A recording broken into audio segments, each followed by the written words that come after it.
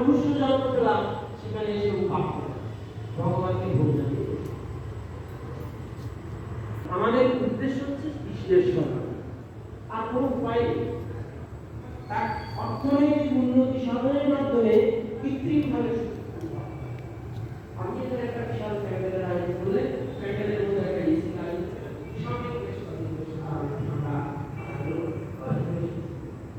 সেটা কদিন তারপর আমার প্যান্ডেল মানে এগুলো কৃত্রিম। এই জগতের মানুষ তারা কৃত্রিমভাবে সুখ ভোগ করার জন্য ওখানে তারা সুখ পাবে না, অসম্ভব। কোনদিন কৃষ্ণকে বাদ দিয়ে এই পৃথিবীর কোনো মানুষ হতে পারে না।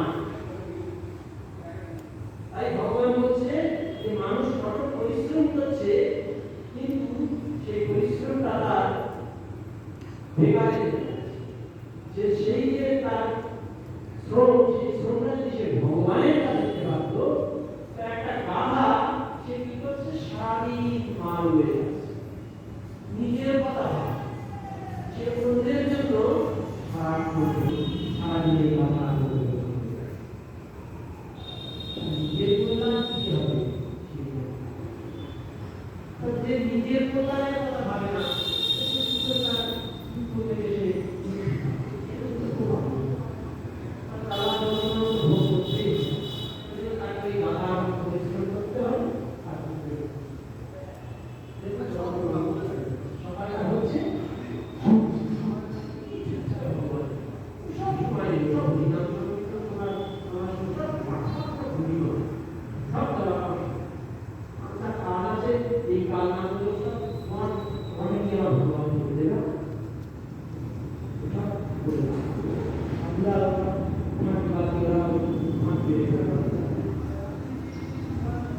Thank you.